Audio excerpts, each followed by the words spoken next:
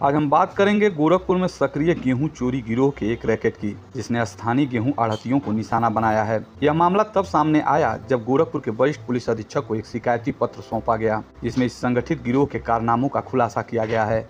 शिकायत के अनुसार यह गिरोह पिछले 2 हफ्तों से गेहूं के क्रय विक्रय में लगे व्यवसायियों को धोखा दे रहा है। गणपत ट्रेडर्स खोराबार गोरखपुर ने 5 सितंबर 2025 को सिद्धार्थ नगर के उसका बाजार से 423 क्विंटल गेहूं खरीदा था। इसे असम के ग्वालपाड़ा स्थित एशियन फ्लोर मिल भेजने के लिए रघुनंदन ट्रांसपोर्ट शिकारपुर महाराजगंज के ट्रक नंबर यूपी 56 80 6953 का प्रयोग किया गया। लेकिन जब गणपत ट्रेडर्स के मालिक जयप्रकाश गुप्ता ने लोडिंग केंद्र पर ट्रक की जांच की तो ट्रक के आगे और पीछे की नंबर प्लेट में अंतर पाया। ट्रक मालिक ने दावा किया कि डाला टूटने की वजह से उसके ही दूसरे ट्रक का नंबर यूपी 53 80 0522 का टाला लगाया गया था।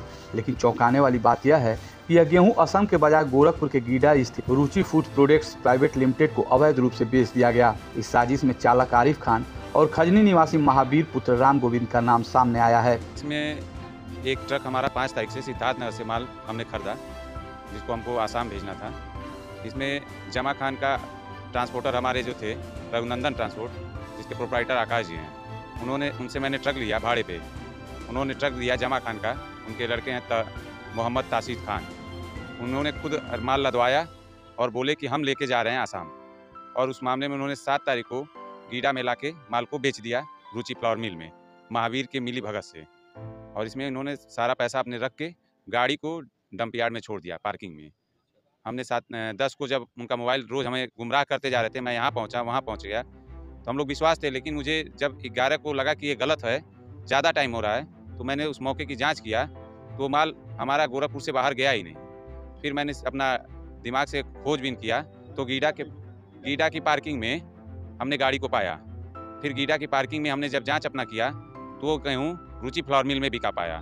और उसके मुख्य आरोपी जो देखे गए महावीर जी, जो इस माल को डील किए थे। ये मेरा माल था 423 कुंटल, 12 लाख वो था। 60,000 ड्राइवर ने अपने खाते में पैसा लिया एडवांस के तौर पे भाड़े के रूप में। इसी तरह एक अन्य मामले में Mata Rani foods crane trading company Campierganj ने 3 सितंबर 2025 को 400 क्विंटल गेहूं मयूर फ्लोर मिल रामपुर असम भेजने के लिए मां शक्ति ट्रांसपोर्ट हाटा कुशीनगर के ट्रक नंबर यूपी 56 KT 6952 का उपयोग किया।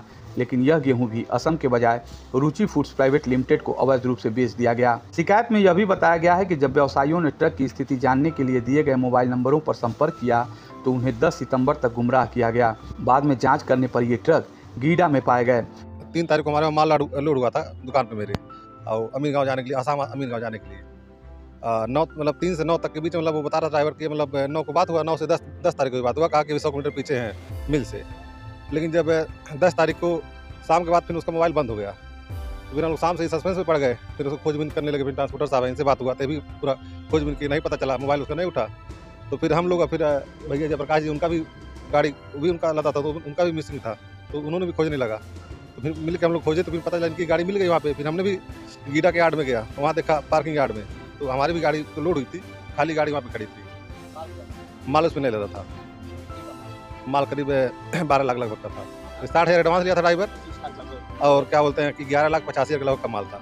व्यवसायियों का आरोप है कि यह सब एक सुनियोजित साजिश के तहत किया गया। प्रभावित आढ़तियों ने वरिष्ठ पुलिस अधीक्षक से इस गिरोह का पर्दाफाश करने और कड़ी कानूनी कार्रवाई करने की मांग की है। इस मामले ने स्थानीय व्यापारियों में दहशत पैदा कर दी है और अब सभी की निगाहें पुलिस प्रशासन की कार्रवाई पर टिकी है। लेकिन सबसे बड़ा सवाल ये है कि क्या गिरोह और इसके सरगनाओं का पर्दाफाश हो पाएगा? क्या पीड़ित व्यवसायियों को इंसाफ मिलेगा? इन सवालों के जवाब के लिए हमें अभी और इंतजार करना होगा। तब तक के लिए बने रहें हमारे साथ और देखते रहें गोरखपुर फर्स्ट।